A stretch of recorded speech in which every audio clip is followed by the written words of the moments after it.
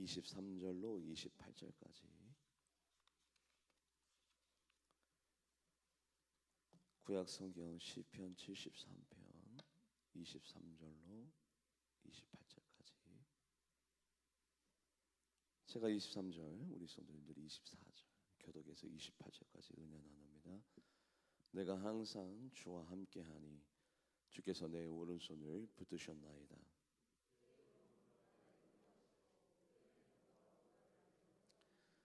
하늘에서는 주 외에 누가 내게 있으리요, 땅에서는 주밖에 내가 사모할 이 없나이다.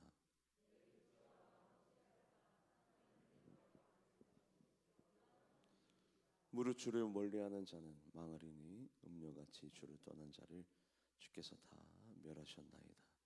하나님께서 가까이함이 내게 보기라. 내가 주 여호와를 나의 피난처로 삼아 주의 모든 행적을 전파하리이다. 아멘. 기도하시겠습니다. 오늘 거룩한 주일 하나님의 날입니다. 일주일 중에 6일을 우리를 위해서 쓰라고 허락해 주셨고, 하루만큼은, 이날만큼은 나의 날이라, 하나님의 날이라 여겨 하나님 앞에 온전한 마음을 가지고 전심으로 일심으로 오로지 하나님에게 영광 올려드리는 데만, 오로지 하나님을 기쁘시게 해드리는 데만 우리가 주력하고 집중하며 나아가는 안식일이 되게 하여 주시옵소서. 오늘 하루만이라도 어떻게 하면 하나님을 기쁘시게 해드릴까, 어떻게 하면 하나님을 흡족하게 해드릴까, 어떻게 하면 더 큰 영광을 하나님 앞에 올려드릴까, 우리의 마음이 노심초사 하나님에게만 오로지 집중하는 거룩한 날 되게 하여 주시옵소서. 하나님 영적인 귀를 열어주셔서 하나님의 말씀이 들려지게 하여 주시고, 그 말씀이 나를 압도하게 하여 주시고, 그 말씀 아래 내가 청정하고 순종하고 그 말씀 아래 머무는 우리 모두가 다 되게 하여 주시옵소서. 감사드리며 살아계신 예수님의 이름으로 간절히 기도합나이다. 아멘.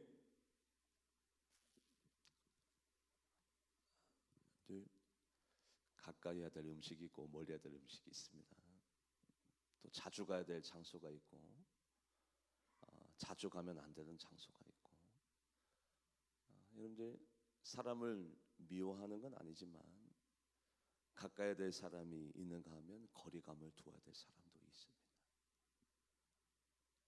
여러분들 바로 이 영적인 거리감, 이 영적인 거리감이 굉장히 중요해요. 멀리 해야 될 것을 가까이 하면 낭패를 당합니다. 또 가까이 해야 될 것을 멀리 하면 큰 손해를 입습니다. 오늘 아삽의 시편을 보면 하나님을 가까이 하라, 하나님을 가까이 하라. 아니, 목사님 저도 하나님을 가까이 해야 되는 거 알고 있습니다. 그거 모르는 사람이 어디 있습니까? 네, 우리는 다 알고 있습니다. 내 남편과 아내보다도 그 누구보다도 하나님을 가까이 해야 된다는 사실을 우리는 이미 다 알고 있습니다. 말씀을 합독해 보도록 합니다. 시편 73편 28절 합독해 보도록 하겠습니다. 하나님께 가까이 함이 내게 복이라. 내가 주 여호와를 나의 피난처로 삼아 주의 모든 행적을 전파하리이다. 아멘. 그런데도 왜 하나님을 가까이 할 수 없느냐? 첫 번째, 성경 말씀 이곳저곳에서 보면 기도하는 자나 기도하지 않는 자나, 충성하는 자나 충성하지 않는 자나, 하나님께 가까이 하는 자나 하나님 멀리 있는 자나, 오히려 세상 사람들이 더 흥하고 잘되고 형통하고, 오히려 기도하고 충성하고 봉사하는 자들이 잘 안되고 불통하고 고생하고 힘들더라. 그래서 하나님을 가까이 해봤자 열매가 안 보여요. 하나님을 가까이 해봤자 형통하고 잘되고 복된 길이 나타나지 않아요. 오히려 악인이 득세하고 선한 이들이 고난당하고 희생당하고 손해보고. 그래서 첫 번째, 하나님을 굳이 가까이 해야 될 필요성과 이유를, 그 분명하고도 확연한 효과를 경험해보지 못하니까 하나님을 가까이 할 필요가 뭐가 있느냐? 기도하는 자나 안 하는 자나 또 똑같은데. 두 번째, 하나님을 가까이 하려면 많은 영적인 에너지가 들어갑니다. 충성해야 되죠. 자기 시간을 쪼개야 되죠. 하나님께로 나아가려면 부지런해야 되죠. 알면서도 쏘아줘야 되죠. 들었는데도 못 들어줘야 되죠. 사랑을 실천해야 되죠. 이해해 줘야 되죠. 자기 육체를 쳐서 복종시켜야 되죠. 새벽부터 일어나서 충성해야죠. 헌신해야죠. 남들이 하기 싫은 거 내가 해야 되죠. 얼마나 많은 손해인데. 아니, 하나님께 가까이 하면 효과도 안 나타나고 하나님 말씀대로 하나님의 뜻대로 살려면 그냥 희생하고 노력해야 되고 헌신해야 되고 힘들기만 한데, 하나님을 가까이 할 필요가 뭐가 있습니까? 세 번째, 하나님을 왜 가까이 할 수 없느냐? 하나님께로 가까이 나가지 못하게 회방하고 방해하는 어둠의 영이 존재한다는 사실이에요. 이 세 가지 이유 때문에 하나님을 가까이 해야 되는 줄 알면서도 가까이 하지 못합니다. 그리고 가까이 해야 될 필요성조차도, 당위성조차도 인지하지 못합니다. 그게 한국교회 현실이죠. 오늘 아삽의 시, 아삽도 마찬가지입니다. 아니, 하나님을 가까이 했더니 오히려 악인이 득세하고 의인이 고난을 당하는데 하나님을 가까이 해야 될 이유가 어디 있습니까? 아삽이라는 이 사람도 답답한 거예요. 말씀을 앞두고 보도록 합니다. 시편 73편 1절에서 3절 합독해 보도록 하겠습니다. 하나님이 참으로 이스라엘 중 마음이 정결한 자에게 선을 행하시나 나는 거의 넘어질 뻔하였고 나의 걸음이 미끄러질 뻔하였으니 이는 내가 악인의 형통함을 보고 오만한 자를 질투하였음이로다. 아니, 하나님 없이도 저렇게 잘 먹고 잘 사고 형통하고 믿는 자들보다도, 하나님을 경외하는 자보다도, 헌신 충성하는 자들보다도 오히려 더 잘 되는데 하나님을 가까이 해야 될 이유가 어디 있습니까? 답답한 거예요. 여러분들, 다윗이 누굽니까? 하나님을 만난 자, 내 마음에 합한 자라 인정함을 받은 자, 하나님과 끊임없이 소통한 자.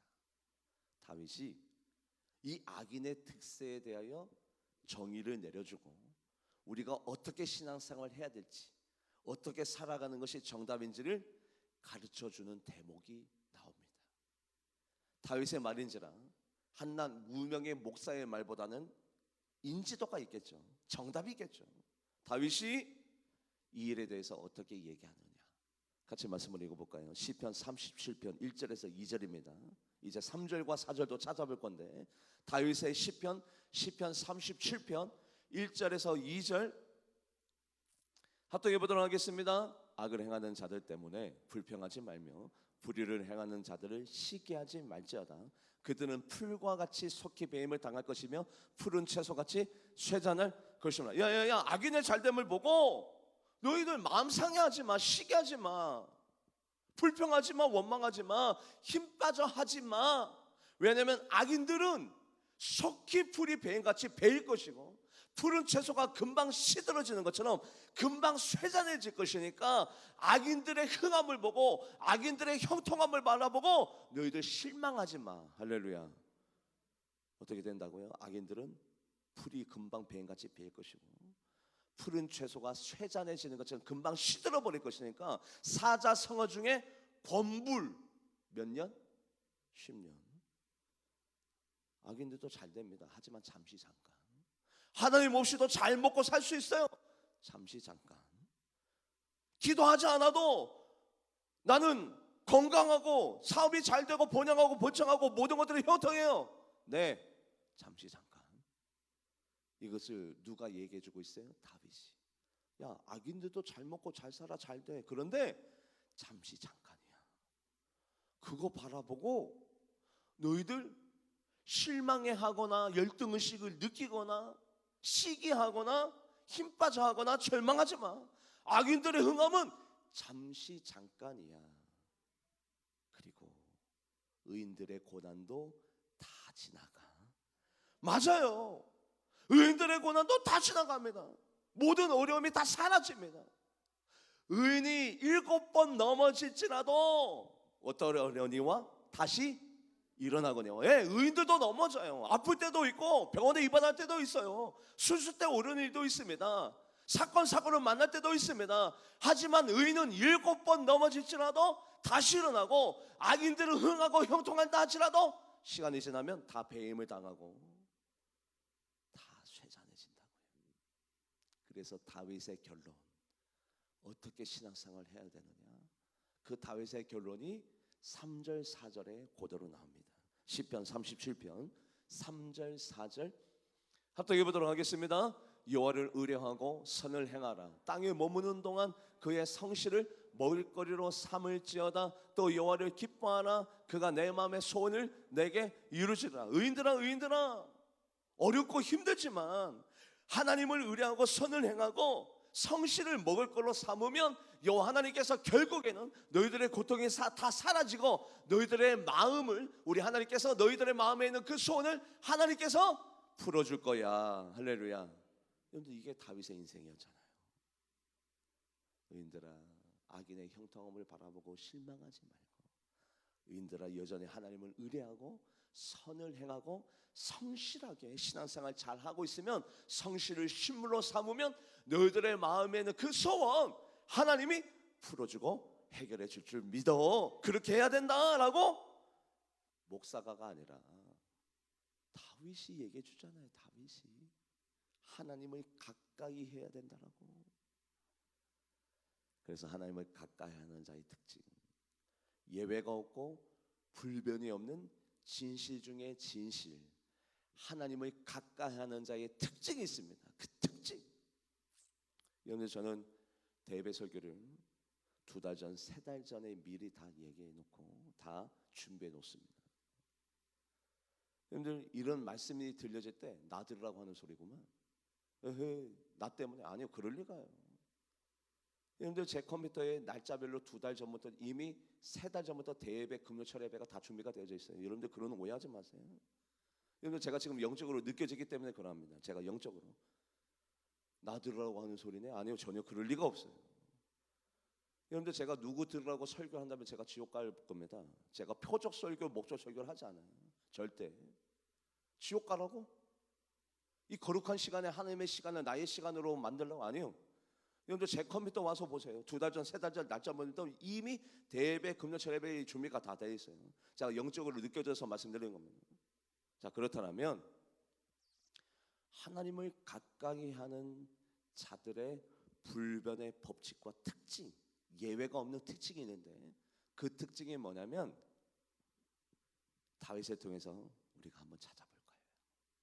다윗이 이제 죽을 날이 며칠이 남았지 않았습니다.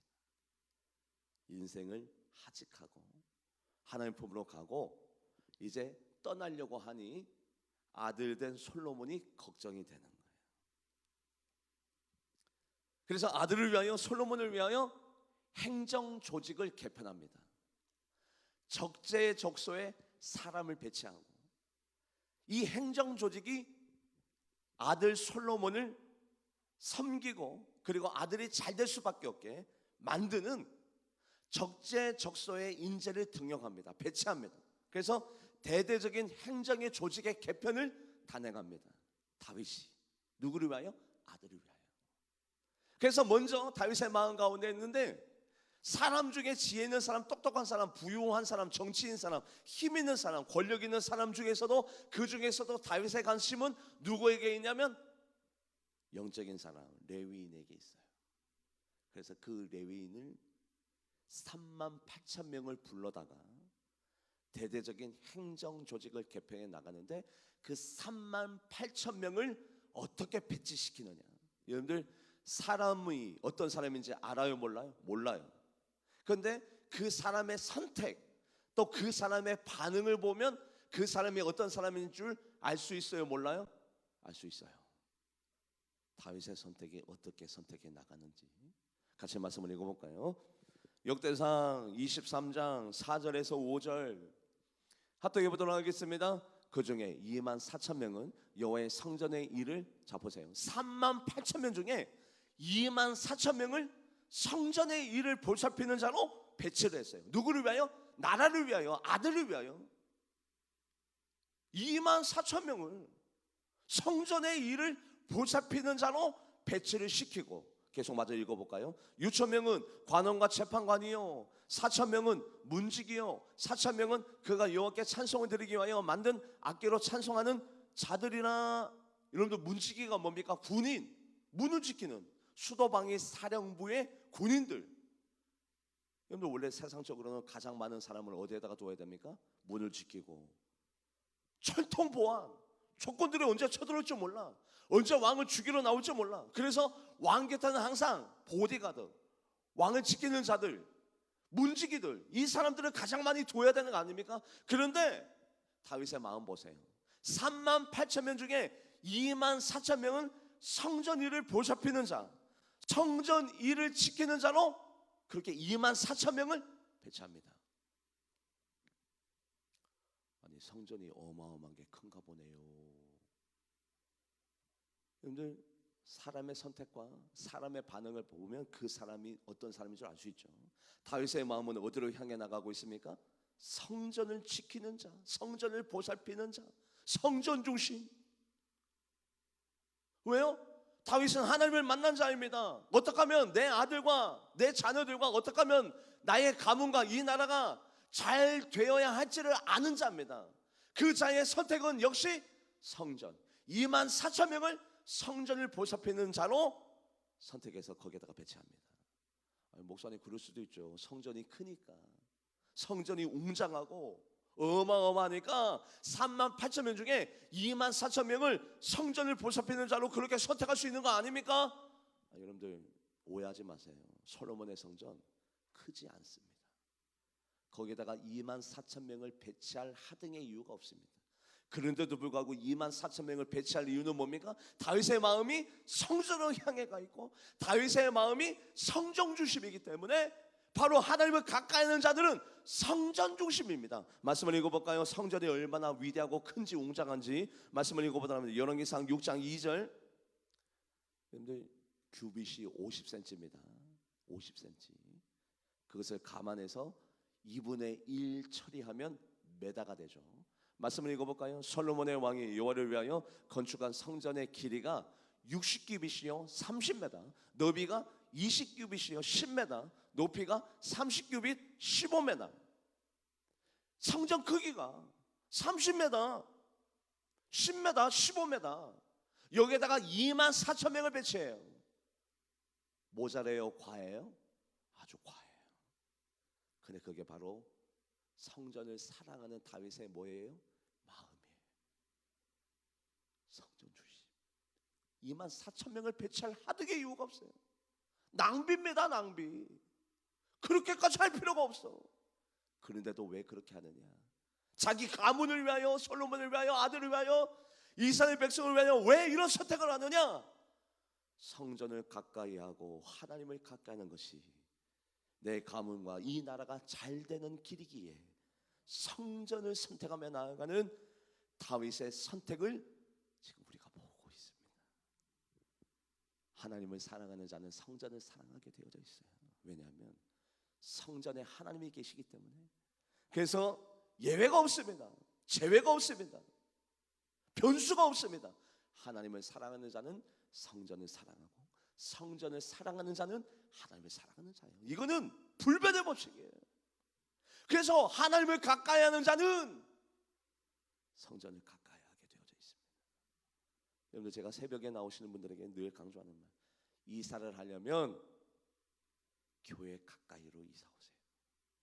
볼 일이 있어서 교회 곁을 지나가는 일이 있다 하더라도 잠시 교회 곁을 지나간다면 1분이라도 교회에 나오셔서 엎드리고 차를 몰고 다시 볼일을 보러 가십시오. 성전을 가까이 하는 것이 하나님을 가까이 하는 것이고 하나님을 가까이 하는 것이 그게 우리가 복받는 비결입니다라고 제가 늘 성도님들에게 말씀을 드립니다. 그런데도 왜 하나님을 가까이 하지 않느냐? 제가 서두에 말씀드렸잖아요. 기도해봤자 별 수 없네. 기도 안 하는 사람들이 더 잘 되던데, 예배 잘 안 들어도 잘 형통하고 순통하고 잘 되던데 뭘 왜 불편하게 힘들게 성전 가까이. 내 시간이 필요한데, 나는 취미생활도 있고 내가 좋아하는 것들이 세상에 다 있는데. 여러분들, 그게 오래가지 못해요. 하나님 없이 유지가 되는 게 그게 복이 아니에요. 하나님 없이도 유지가 된다는 것은 그것은 저주이고, 하나님 없이 잘 된다는 것은 그것은 이 세상의 진리가 아닙니다. 그리고 그럴 수도 없습니다. 다윗이 얘기하잖아요. 풀이 베인같이 베일 것이요, 풀이 금방 세잔해지는 것처럼, 야채가 채소가 금방 세잔해지는 것처럼 하나님 없이 가지고 있는 그 모든 것들은 금방 다 사라져, 빼앗겨, 없어져. 그래서 하나님을 가까이 하는 것이 우리의 복인데, 하나님을 가까이 하는 자들의 특징, 어디를 가까이에요? 성전. 다윗이 고백합니다. 군대가 나를 에워싼다 할지라도, 저 대적들이 나를 죽이려고 내가 포위를 당한다 할지라도, 전쟁이 일어나 나를 치려 한다 할지라도 나에게 한 가지 소원이 있습니다. 하나님, 그 한 가지 소원이 뭐냐? 말씀을 합독해 보도록 합니다. 시편 27편 3절에서 4절, 시편 27편 3절에서 4절 합독해 보도록 하겠습니다. 군대가 나를 대적하여 진칠지라도 내 마음이 두렵지 아니하며 전쟁이 일어나 나를 치려 할지라도 나는 여전히 태어나리로다. 내가 여호와께 바라는 한 가지 일을, 그것을 구하리니 곧 내가 내 평생에 여호와의 집에 살면서 여호와의 아름다움을 바라보며 그의 성전에서 사모하는구나. 하나님, 적군들이 나를 포위하고 에워싸워 진치고 나를 죽이려 한다 할지라도 저는 괜찮습니다. 이 정도 고난과 이 정도 시련점은 괜찮습니다. 그런데 제가 정말 원하는 한 가지, 그 한 가지가 있는데, 그 한 가지가 뭐냐면 성전에서 여호와의 아름다움을, 높고 위대하심을 고백하며 성전에서 하나님과 사랑의 고백을 할 수 있는 이 일만큼은 하나님 지켜주세요. 다윗이 얼마나 이렇게 성전 중심의 사람입니까? 이러니까 복받죠. 이러니까 내 마음에 합한 자라. 이러니까 하나님께서 다윗을 도와줄 수밖에 없잖아요. 예수님이 이 땅에 오셨을 때 어디에 가장 오래 머무르셨느냐? 말씀을 합독해 보도록 합니다. 누가복음 19장 47절, 누가복음 19장 47절 말씀 합독해 보도록 하겠습니다. 예수께서 날마다 성전에서 가르치시니 대제사장들과 서기관들과 백성의 지도자들이 그를 죽이려고 꾀하되, 예수께서 날마다 어디에서? 성전에서 뭐 하셨대요? 가르치셨대요. 말씀. 우리 예수님은 성전 중심, 말씀 중심. 우리 교회 가운데 참 놀라운 일들이 많이 일어납니다. 희한한 일들이, 놀라운 일들이, 신비로운 일들이 많이 일어납니다. 그런데 그것을 제가 여러분들에게 다 간증하지 않습니다. 다 말하지 않습니다. 다 필요하지 않습니다. 왜냐하면 이것도 무당들도 스님들도 잘 고쳐요. 네, 바알세불의 힘을 입어서, 귀신의 힘을 입어서 잘 예견도 잘 말하고 잘 맞추고 잘 고쳐요. 그래서 제가 그런 것들을 얘기하지 않습니다. 제가 무엇을 얘기하냐면, 여러분들 가장 놀라운 기적 중에 기적이 뭐냐면 예수님을 본 적도 없는데 예수님이 믿어지는 기적. 할렐루야. 하나님의 말씀이 믿어지고 들려지고 그 말씀 앞에서 울고 그 말씀을 쫓아 행해나가고 그 말씀이 신뢰가 되는 이 이적과 기적이 더욱더 놀라운 이적과 기적이기 때문에, 여러분들 우리 교회에 놀라운 일들이 많이 일어나도 하나하나 다 여러분들에게 말씀드리지 않는 이유는 말씀 중심의 신앙생활이 가장 놀라운 기적이고 이적이기 때문에 말씀드리지 않는 거예요. 예수님 보세요. 날마다 성전에서 가르치기를, 말씀 중심으로. 그래서 하나님을 가까이 하는 자는 성전을 가까이 하는데, 여러분들 이 성전에는 어떤 의미가 있느냐? 아니 목사님, 그거는 솔로몬의 성전이죠. 솔로몬의 성전. 솔로몬의 성전이지 울산 제일 성결교회 성전 얘기가 아니잖아요. 아니요. 말씀을 읽어볼까요? 역대하 7장 15절에서 16절, 역대하 7장 15절에서 16절 합독해 보도록 하겠습니다. 이제 이곳에서 하는 기도에 내가 눈을 들고 귀를 기울이리니 이는 내가 이미 이 성전을 택하고 거룩하게 하여 내 이름을 여기에, 잡으세요, 내 이름을 여기에 어떻게? 영원히, 교회마다 영원히 하나님의 이름을 부르는 자, 하나님 저 이거 필요합니다, 저 이거 주세요, 저는 고쳐주세요, 하나님 인격적인 문제가 있습니다, 해결해 주세요, 하나님 이 문제가 나를 힘들게 합니다, 풀어주세요. 하나님의 이름을 영원히 성전에다 놓고 하나님의 이름을 부르는 자마다 하나님을 만나고 해결함 받고 능력을 덧입고 은사를 받아 누리게 될 줄 믿습니다. 하나님의 이름을 솔로몬의 시대 그 성전에만, 아니요, 영원히. 그리고 마저 읽어볼까요? 말씀을 마저 읽어보도록 합니다.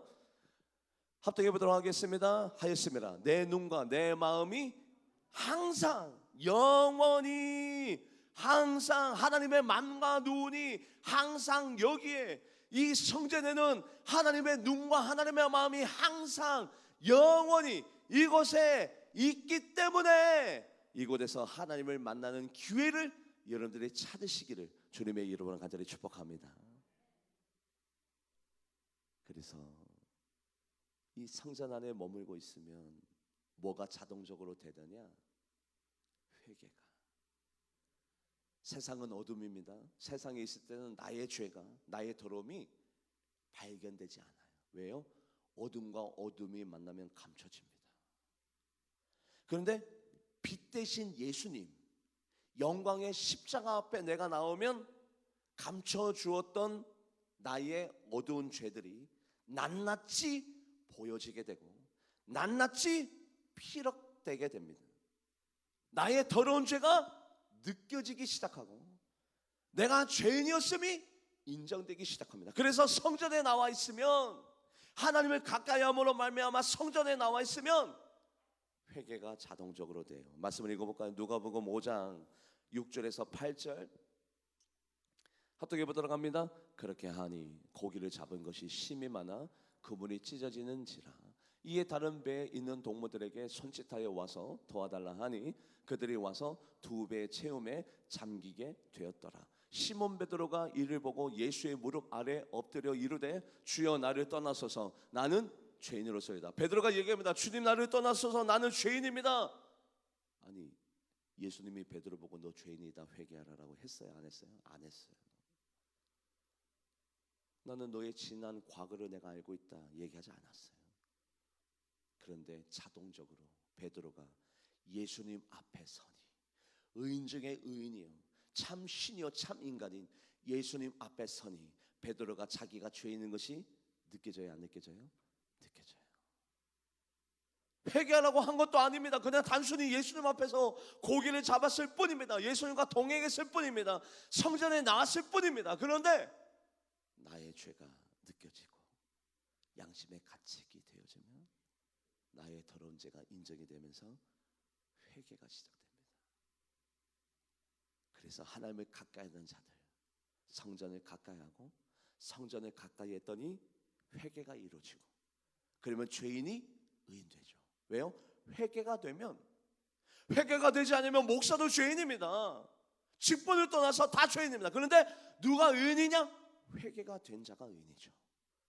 그래서 하나님을 가까이 하면 성전을 가까이 하고, 성전을 가까이 하면 예배 시간에 회개가 자동적으로 이루어지면서 의인이 되면 내 영혼이 잘 돼같이 어떻게 잘 돼요? 범사가 잘 됩니다. 할렐루야. 의인 되었기 때문에. 의인이 누굽니까? 하나님이 도와줄 수 있는 자격을 얻으신 분, 하나님이 함께 할 수 있는 자격을 갖고 있는 사람, 하나님이 그 삶을 관여하시기로 이미 허락된 사람이 바로 의인 아닙니까? 그래서 성전을 가까이 하면 의인이 되고, 의인이 될 때 하나님의 도우심, 하나님의 능력, 하나님의 복이 그때서야 임하기 시작해요. 임하기 시작해요. 그때서야. 이사야 선지자 보세요. 자기는 의인인 줄 알았는데, 자기는 신앙생활 잘하고 있는 줄 알았는데 하나님의 영광을 맞이하고 보니 나는 입술이 부정한 사람이었군요. 하나님, 제가 말로 언어로 사람들을 비판하고 정죄하고 후욕하고 그런 내가 죄인이었군요. 나는 입술이 부정한 사람이었군요. 그때서야 이사야 선지자가 깨달아졌어요. 누구를 만나고 나니? 하나님을 만나고 나니. 의로운 자인 줄 알았는데 나는 죄인이었습니다. 말씀을 읽어보도록 합니다. 이사야 6장 4절에서 5절 합독해 보도록 합니다. 이같이 화답하는 자의 소리로 말미암아 문지방의 터가 요동하며 성전의 연기가 충만한지라. 그때 내가 말하되 화로다 나여 망하게 되었도다. 나는 입술이 부정한 사람이요 나는 입술이 부정한 백성 중에. 하나님이 이사야 선지자 보고 회개하라고 그랬어요? 아니요. 너 잘못 살고 있다고 꾸지람했어요? 아니요. 비판했어요? 아니요. 이사야 선지자가 하나님을 만나보니 내가 입술이 부정한 죄인이었군요. 나야말로 죄인이었군요. 이때까지 다른 사람을 죄인이라고 하고 잘못됐다고 하고 비판하고, 저 사람은 저걸 고쳐야 된다고 하고, 저 사람은 이걸 고쳐야 된다고 하고, 비판하고 원망하고 정죄하고 판단 내렸는데 알고 봤더니 그 사람의 죄인이 아니라 내가 죄인이었군요. 내가 입술이 부정한 사람이었습니다. 누구를 만나고 보니? 하나님을 만나고 보니 자기 자신의 죄악이 드러나기 시작합니다. 그래서 회개가 자동적으로 돼요. 그러면 이제 자기의 나약함과 연약함을 알았으니 더욱더 누구를 가까이 하게 될까요? 하나님을 갖게 하는 가장 구체적인 행동이 뭡니까? 하나님, 내가 하나님께로 나아갑니다. 하나님 도와주세요. 하나님 함께해 주세요. 나는 하나님 없이 안 되는 사람입니다. 그래서 의인되고 난 다음에 첫 번째 하는 행동이 뭘까요? 기도를 하기 시작해요. 그때부터 기도를 하기 시작하는 그 순간이 바로 하나님께로 나아가는 순간이죠. 삭개오라는 사람이 있었습니다. 세리장입니다. 국민들의 세금을 과도하게 빼내서 중간에 차익을 많이 실현하고 정부에다가 조금 그 세금을 내는 국민의 혈세를 빨아먹고 사는 사람이 바로 삭개오였어요. 이 삭개오가 예수님께로 나아가려고 작정합니다. 그렇게 살아봤더니 돈은 많이 모아졌지만, 물질은 많이 생겼지만 마음이 황폐해지는 겁니다. 황량해지는 겁니다. 그래서 키가 작은 핸디캡이 있었지만 자기 자신의 부족함을 인정하고 예수님을 높은 곳에 보고자, 키가 작아서 보이지 않기 때문에 나무에 올라갑니다. 예수님에게로 한 발자국 나아갔습니다. 그랬더니 예수님께서 그 동네에 많고 많은 의인들도 많았지만, 많고 많은 사람들도 많았지만, 잘나고 권력 있고 힘 있고 잘 사는 사람들 많았지만, 예수님께로 한 발자국 나온 삭개오의 그 이름을 부릅니다. 삭개오야, 삭개오야. 삭개오는 죄인인데, 많은 사람을 아프게 하고 많은 사람을 고통스럽게 만드는 삭개오는 죄인인데도 불구하고 예수님은 많고 많은 사람 중에 삭개오야 내려와라. 왜요? 그 순간에는 누가 가장 의인이에요? 삭개오가 의인이에요. 삭개오야 내려와라. 우리가 회개함으로 말미암아 예수님께로 한 발자국 나아가면 예수님은 10발자국 우리에게 다가오십니다. 그게 바로 예수님의 사랑과 예수님의 은혜예요. 오늘 이 밤에 너희 집에 내가 유식하리라. 너와 함께 떡을 마시고 너와 함께 잔을 나누고 떡을 먹으리라. 삭개오야 빨리 내려와라.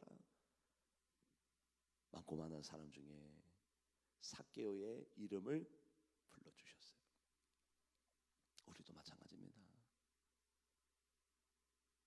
하나님께서 멀어져 있어서 나의 힘으로, 나의 능력으로, 나의 재량으로 살았지만 고통과 인생의 무상함과 그리고 허망함을 느끼고 내가 있어야 될 자리가 어디냐, 내가 머무를 자리가 어디냐, 하나님이 계시는 성전 아니더냐. 그래서 성전으로 달려나오며 나의 모든 더러움과 나의 모든 죄악이 발견이 되어지면서 회개가 이루어지고, 회개가 되어 의인이 되면 드디어 여기부터 하나님을 의지하기 시작합니다. 하나님 기도하기 시작합니다. 하나님 앞에 부르짖기 시작합니다. 하나님을 의뢰, 의탁하기 시작합니다. 그때부터 뭐가 임하느냐? 영원한 복이 임하게 될 줄 믿습니다. 말씀을 읽어볼까요? 시편 141편 5절 합독해 보도록 하겠습니다. 의인이 나를 칠지라도 은혜를 여기며 책망할지라도 머리에 기름같이 여겨서 내 머리가 이를 거절하지 아니할지라. 그들의 재난 중에도 내가 항상 기도하리라. 의인이 나를 칠지라도 책망할지라도, 즉 아니 나는 이 사람을 내 편인 줄 알았는데, 이 사람은 의인인 줄 알았는데 그 사람이 나를 쳐, 나를 책망해. 아니 그래도 나는 상관없어. 왜요? 하나님 중심이기 때문에. 사람들이 오해하고 곡해하고 사람들이 비난해도 나는 좋아, 난 괜찮아, 상관없어. 사람들의 말이 전혀 나에게 영향력이 없어. 왜요? 하나님이 계시기 때문에. 나는 힘든 일이 있어도 항상 하나님만 바라볼 거야. 하나님 앞에 기도할 거야. 이게 바로 복받는 자들의 특징입니다. 사람들의 말에 좌우지당하지 않아요. 사람들의 말에 영향력이 없어요. 항상 기도하는 자리에서 하나님만 바라봅니다. 말씀을 읽어보다 합니다. 시편 32편 6절 시편 32편 6절 합독해 보도록 하겠습니다. 이로 말미암아 모든 경건한 자는 주를 만날 기회를 얻어서 주께 기도할지라 진실로 홍수가 범람할지라도 그에게 미치지. 주를 만날 기회를 어디에서 얻습니까? 성전에서 얻죠. 그리고 하나님 앞에 기도하는 자가 되면 홍수가 범람할지라도 어떤 나쁜 일이 생긴다 할지라도 의인은 7번 넘어져도 다시 일어나는 역사와 복이 임하게 될 줄 믿습니다. 여러분들, 저는 아직 병원에 입원한 적이 없습니다.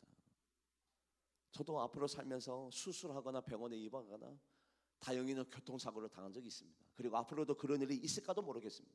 여러 가지 일들이 일어날 겁니다. 좋은 일도 나쁜 일도 흥망성쇠 생사화복 희노애락이 항상 우리의 인생 가운데 있기 때문에 이런 일 저런 일이 생길 겁니다. 그러나 항상 여호와 앞에 기도하는 자는 홍수가 범람할지라도 하나님께서 거기에서 건져내어 줄 줄 믿습니다. 아플 때도 있고 가난해질 때도 있고 어려움을 당할 때도 있지만 의인은 하나님을 의뢰하는 자는 하나님을 바라보는 자는 하나님께서 바로 거기에서 건져내어 줄 줄 믿습니다. 그래서 기도하는 거 아닙니까? 지금은 모르죠. 왜요? 기도하는 자들이 흥하고 예배 안 드리는 자들이 더 형통하고 하나님을 의지하지 않아도 더 잘 되죠. 그게 오래가지 않아요. 그런데 하나님을 의지하는 자, 하나님을 바라보는 자, 하나님을 가까이 하는 자는 성전으로 달려나오게 되어 있고 성전에 나오면 회개가 되어짐으로 말미암아 의인이 되어지고 의인이 되면 기도하는 자가 되고 기도하는 자가 되면 말씀을 읽어볼까요? 시편 145편 18절 합독해 보도록 하겠습니다. 여호와께서는 자기에게 간구하는 모든 자, 곧 진실하게 간구하는 모든 자에게 가까이 하시는도다. 하나님이 여러분들의 가정을, 여러분들의 자녀를, 여러분들의 일가 친척을 가까이 하시면 저주가 나타날까요? 슬픔이 일어날까요? 고통이 임할까요? 아니에요. 하나님께서 가까이 하시면 그 사람의 인생이 어떻게 되느냐? 말씀을 합독해 보도록 합니다. 시편 73편 23절에서 24절 합독해 보도록 하겠습니다. 내가 항상 주와 함께하니 주께서 내 오른손을 잡으세요. 하나님을 가까이 했더니 하나님께서 내 오른손을 어떻게 하셨다? 붙잡아 주셨다. 내 기업을, 내 자녀를, 나의 미래를 하나님께서 붙잡아 주셨다.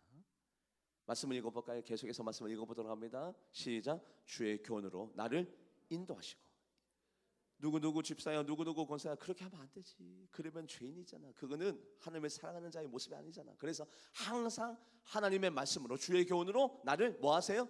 인도. 항상 푸른 초정으로 쉴만한 물가로 죄 짓지 않게 그리고 죄를 졌다 하더라도 양심의 가책과 회개를 함으로 항상 교훈으로 인도하셔서 결국에는 이 사람이 슬픔의 자리가 아니라 고통의 자리가 아니라 영광의 자리로 하나님께서 오른팔을 붙잡아 주시고 이끌어 주시고 인도하여 줄 줄 믿습니다. 하나님을 가까이함이 나에게 복이라 기도하시겠습니다. 하나님 그렇습니다. 하나님 없이도 잠시 잘 살 수 있고 형통할 수 있지만 그것은 이슬처럼 사라지는 허망한 것입니다. 풀이 베인같이 베어질 것이고 푸른 채소가 쇠잔해지는 것처럼 다 말라 비틀어질 것입니다. 그렇다면 어떻게 신앙생활하는 것이 가장 우리에게 행복한 날이냐? 다윗이 우리에게 가르쳐 줍니다. 성전을 가까이 하고 그 성전에서 하나님의 영을 통해서 회개함으로 의인 되어짐으로 말미암아 그 의인이 하나님을 의지하기 때문에 기도하는 자로 살아가는 우리 모두가 다 되게 하여 주시옵소서. 감사드리며 살아계신 예수님의 이름으로 간절히 기도하옵나이다. 아멘. 찬양하시면서 준비하신 예물 드리도록 하겠습니다.